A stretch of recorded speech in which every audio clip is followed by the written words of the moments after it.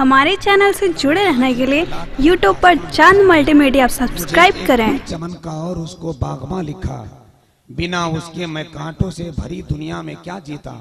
खुदा का शुक्र के उसने मेरी किस्मत में माँ लिखा।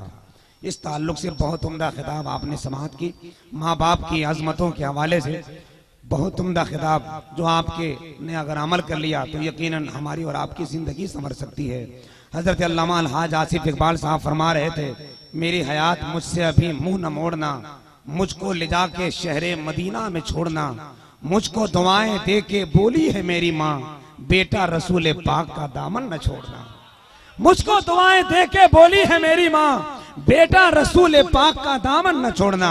हजरात एक दो आदमी जा रहे हैं ये ठीक है, लेकिन आप हजरात जिस अंदाज में बैठे हैं मैं देख रहा हूँ कि आपके चेहरे पे थकन के आसार अभी तक महसूस नहीं हुए।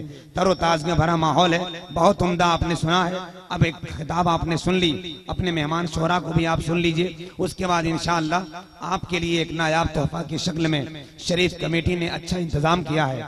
आपने इश्तिहार में नाम पढ़ा होगा, आलिम ज़ीशान खतीब जादू बयान हाफिज़ अहादीस कसीरा हजरत अल्लामा ज़िक्रुल्लाह साहब किबला बरेली शरीफ का नाम था।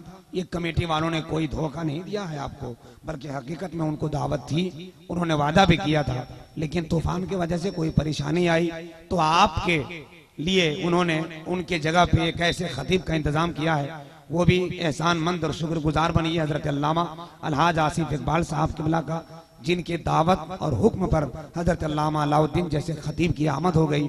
वरना आप हजरात के लिए अच्छे खतीब का इंतजाम नहीं हो पाता। लेकिन इत्मीनान रहिए, एक कामयाब खिताब आपने सुन ली, अब दो तीन शोरा की शायरी सुन लीजिए। उसके बाद इंशाअल्लाह आखिरी कड़ी की शक्ल में हिंदुस्तान का अजीम खतीब हजरत अल्लामा अलाउद्दीन साहब किबला चतुर्वेदी की तकरीर होगी। अब जरा सा एक मरतबा आपने अगर तकरीर सुन ली है, आपका मिजाज बन गया है, माँ की आजमतों का सिक्का खनक गया है, दिल में इश्क मोहब्बत का ताजमहल तैयार हो गया है, माँ की ममता जाग उठी है, तो माँ की मोहब्बत में एक बार पूरा मजमा हाथ उठाकर बोल दीजिए या रसूल अल्लाह।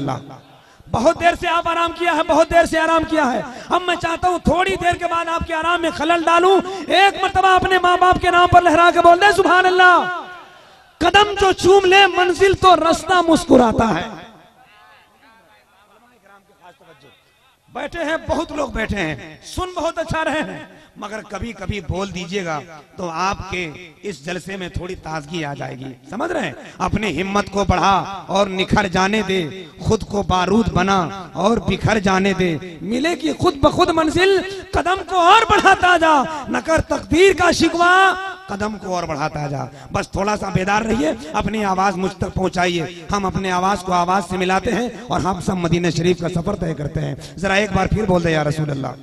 अगर वाकई आपने माँ से मोहब्बत का कुछ सलीका सीखा है तो चार मिसरे सुन लें। शरीफ कमेटी वालों, जितने भी लोग बैठे हैं, जलसा बहुत कामयाब है। अगर माँ की मोहब्बत की बात चली है, सिर्फ चार मिसरे के कदम जो चूम ले मंजिल तो रास्ता मुस्कुराता है, दुआ लेकर चलो माँ की तो उकबा मुस्कुरा। इधर वाला मजमा बिल्कुल थोड़ा खामोश है। हम ये नहीं कहेंगे कि आप थक गए, आप बैठे हैं, ये बहुत बड़ी सादतमंदी की दलील है। मगर एक बार बोल दीजिए ना मुस्तफा के नाम पर, जरा बोल दीजिए जोर से सुभान अल्लाह। जोर से बोल दे सुभान अल्लाह। एक मरतबा आप लोग पूरा मजमा बोल दे सुभान अल्लाह। कदम जो चूम ले मंजिल तो रास्ता मुस्कुराता है, दुआ लेकर चलो माँ की तो उकबा मुस्कुराता है। फरिश्तों ने कहा आमाल के संदूक क्या खोले, दुआ लाया है माँ की इसका बक्सा मुस्कुराता है। फरिश्तों ने कहा अमाल के संदूक क्या खोले, दुआ लाया है माँ की इसका बक्सा मुस्कुराता है। और पुराना हो नया हो महंगा हो के सस्ता, ये माँ का सर है जिस पे हर दुपट्टा मुस्कुराता है। हजरत अदब के साथ बैठिए। अरे बहुत अच्छा माहौल दिया हजरत अल्लामा अलहाज आसिफ इकबाल साहब ने।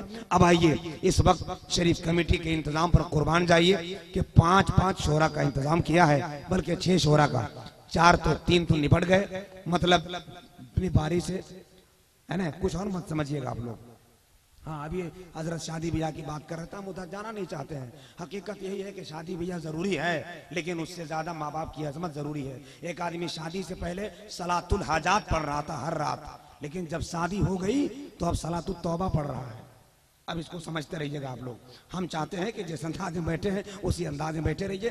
फैजान साहब आपके इलाके का बहुत उम्दा शायर है, बहुत देर से इंतजार कर रहे हैं, आप भी और वो भी। मगर उनसे पहले एक शायर की आवाज की ट्रेन आपके स्टेज के प्लेटफार्म पर लग चुकी है।